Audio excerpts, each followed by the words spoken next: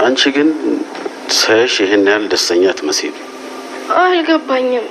ቆይ እንዴት ሲጀመር አንተ ሞተህ የለ እንዴ? አሃ እንደዛ ነው የተባለው። አዎ ባንተ ምክንያት እኮ ኪራይም ታስሮ ነበር። አውቃለሁ፣ ግን እኔ አልሞትኩም። ምክንያቱም ጀግና ዝም ብሎ አይሞትም። እና አሁን እንዴት መጣ? በድጋሚ አሁን ቤተሰባችንን ልትበጠብጥ ነው? እሱን ከመመለስ በፊት ራሷን ስታ የወደቀችውን ጓደኛሽን ብታየት አይሻልም?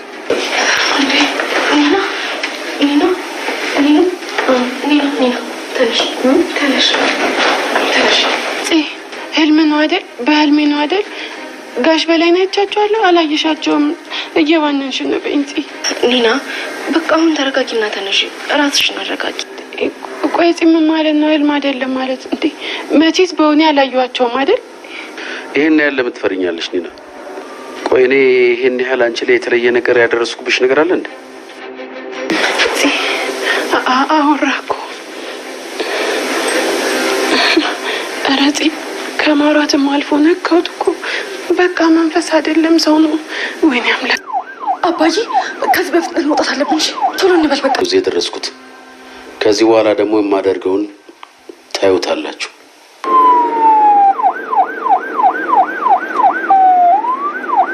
ምንድን ነው ያደረጋችሁት? ማን ነው ፖሊስ የጠራው? አባዬ ምንድነው ይሄ? እኛ ምንም የምናውቀው ነገር የለም። እኛ ፖሊስ የሚባል ነገር አልጠራንም። በፍጹም እኛ አልጠራንም። እውነት እላለሁ፣ እኛ በፍጹም አልጠራንም። እናንተ ካዲዎች፣ እኔ ላይ እንደዚህ አይነት ነገር ማድረግ አትችሉም። እያንዳንዳችሁን አጠፋችኋለሁ፣ እያንዳንዳችሁን። አባዬ ከዚህ በፍጥነት መውጣት አለብን። ቶሎ እንበል በቃ። ማንም እንዳይንቀሳቀሱ፣ ፖሊሶች ነን። እጃችሁን ስጡ።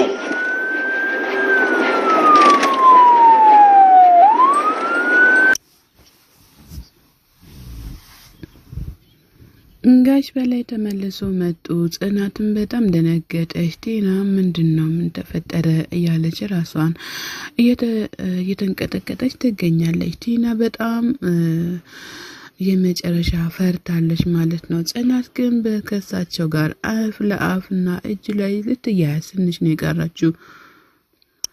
ጋሽ በላይ እኔ ከፖሊስ ተደብቄ ነው የመጣሁት፣ እናንተ ላይ ምንም አደጋ አላደርስባችሁም እያሉ እየተናገሩ ይገኛሉ። በፍጹም አንተ በህይወት እያለ ከፖሊስ አትደበቅም፣ ምንም ጥፋት ካላጠፋክ ለምንድን ነው ከፖሊስ የምትደበቀው እያለች ጽናት በጥየቃ እያጣደፈቻቸው ትገኛለች።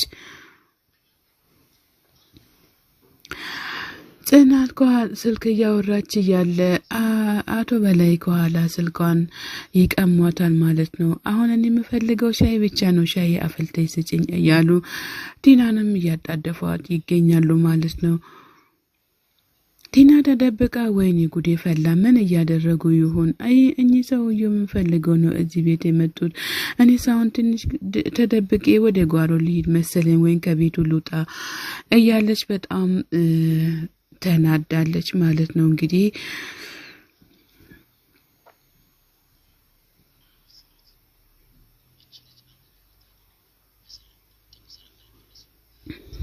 አቶ በላይ ቲናን እቺ ልጅ አንድ ነገር ታድርግና በሰላም እንደወጣው በሰላም እንደመጣው በሰላም መመለስ አለብኝ እያሉ ጽናትን እያስጠነቀቋት ይገኛሉ ማለት ነው። ጽናት ምን ታደርጋለች? እሷ ለራሷ ፈርታለች እያለች ትገኛለች ማለት ነው።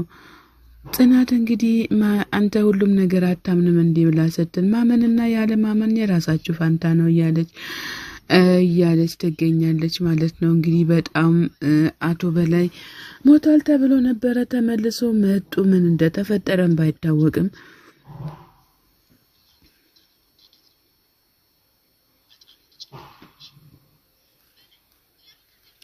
ሄኖክና የአቶ በላይ ልጅ በጣም እየተከራከሩ ይገኛሉ። አባቴ አንድ ነገር ቢሆን ግን ከእናንተ ራስ አልወርድም እያለችም የአቶ በላይ ልጅ እየተናገረችም ትገኛለች። ሄኖክ ምንም የምታመጪው ነገር የለም፣ እናንተ ባይዛዌ የመጣችሁት ለምን እንደሆነ አላቅም እያለ በጣም እሷንም እያስፈራራት ይገኛል ማለት ነው።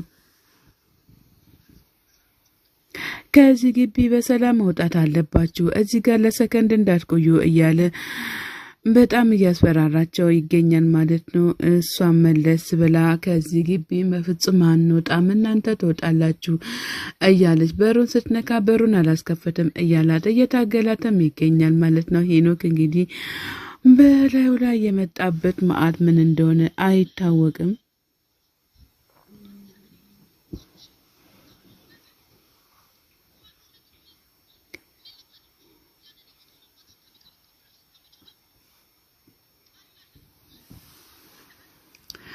አባቴ አንድ ነገር ቢሆን ግን እናንተን እኔ አለቃችሁም ብላ ስትል አረ ካልሆነስ ብላ ስትል ካልሆነ ምን ልታመጪ ነው እያለችም ትገኛለች። ነገር ግን እኛ ምንም እናመጣው ነገር የለም ሁሉንም ተጠያቂ የምታደርጊው አንቺ ነሽ እያላትም ይገኛል ማለት ነው ለቤቲ። ቤቲ እንግዲህ በጣም ተናዳለች። ሄኖክም በጣም እየተናደደ ብሽቅ ብሏል ማለት ነው። የአቶ በላይ ልጅ በፍጹም ለነሱ አትመለስም፣ ኃይለኛ ናት።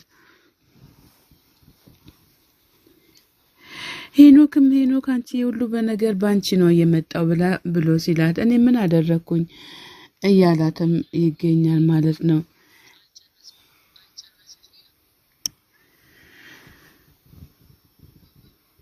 ሄኖክ አንተ ግን ለምንድነው የምትጮህብኝ ብላ ትለዋለች ቤቲ። ለዚህ ሁሉ ተጠያቂ አንተ እኔ ልታደርገኝ ነው እንዴ ብላ ስትላው ተጠያቂው አንቺ ነሽ እንጂ ሌላ ማን ይሁን መሰለሽ?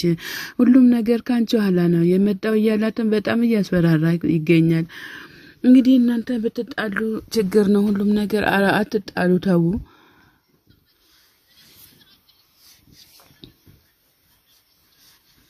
ሄኖክም ሌላ ነገር ታይና አሁን ያልኩሽን ብቻ ስሪ አድርጊ እያላትም ይገኛል። እንግዲህ ናቲ በራፍ ላይ ቆሞ ሳለ ቲና ትደርስበትና አራት ናቲ ጉድበላ ጋሽ በላይ ቤት ናቸው፣ ምን እንደምናደርግ አናቅም፣ ለምን እንደመጡ ብታይ በፍጹም አናቅም እያለች ትገኛለች ማለት ነው። አጋጣሚ ከኋላው ሰው ሲመጣባት አንተ ደግሞ ከየት ነው የመጣከው ማነክ እያለችም ቲና እያጣደፈችም ትገኛለች ማለት ነው። እንግዲህ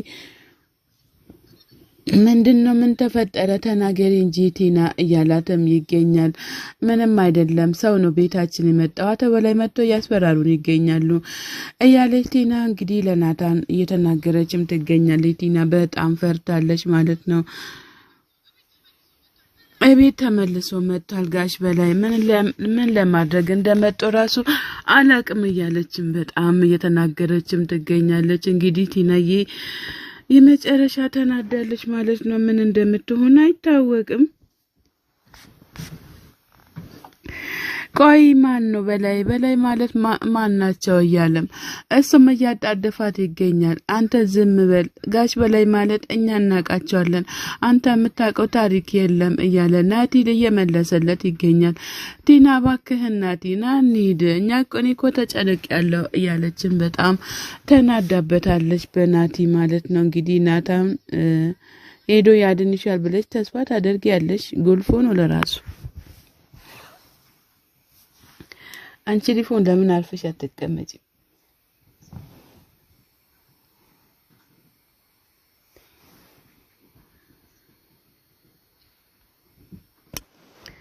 አቶ በላይ ለልጃቸው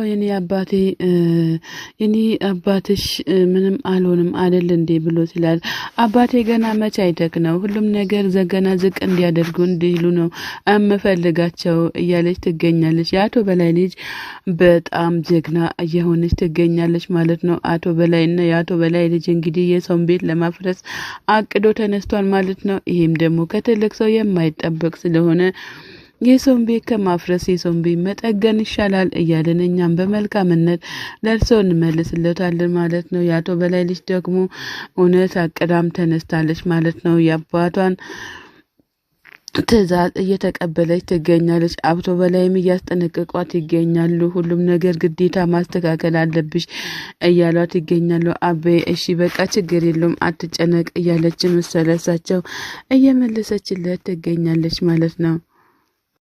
ነገር አለ እንዲ ድምጽክ ትክክል አይደለም እያለው ይጠየቃል። የኬራ አጎት ምንም ነገር አልተፈጠረም፣ አንተን ብቻ ነው የምፈልገው ማየት ነው የምፈልገው እያሉ የኬራ አጎት እየተናገሩ ይገኛሉ። ኬራ ምን ተፈጠረ እያለችም ብትጠይቀውም ለነሱ መልስ አልሰጣቸው፣ ሮጦ ይወጣል ማለት ነው። እንግዲህ የኬራ እህትም በጣም ተናዳለች፣ ተጨንቃለች ማለት ነው። ማለትም እንደዚሁ ምንድነው የተፈጠረው አንዱን ስል አንዱ ይመጣል፣ አንዱ ስንል አንዱ ይመጣል እያለችም እሷን በጣም እየተጨናነቀች ትገኛለች፣ እየተናደደችም ትገኛለች ማለት ነው። በጣም አሳሳቢ ጉዳይ ላይ ነው ያሉት። ሁሉም ጋሽ በላይም እየበጠበጡ ይገኛሉ ማለት ነው። ጋሽ በላይ በፍጹም ለነኬራ ቤት ተኝቶ ሊያድሩ ቀርቶ ምንም ለደቂቃ እንትን ሊሉ አልቻሉም ማለት ነው። የኬራ አጎት ጋሽ በላይም ከየት ነው የመጣው? አንተ ምንድነው የምታደርገው እዚህ ጋር? ሄደክ ጠፍተህ ካልነበር እንዴ ሞተ ካልነበር እንዴ ማን ነው እዚህ ጋር የጣለክ? ምን ነገር ነው የጣለክ? እያሉ በጥያቄ ያጣድፋሉ። ጋሽ በላይ የኬራ አባት ለምንድነው በእኛ ላይ ተንኮል የምታደርገው? ተንኮል የምትሰራው ለምንድነው አርፈ የማትቀመጠው? ላንተ እኮ እዚህ ጋር ምንም ነገር የለም።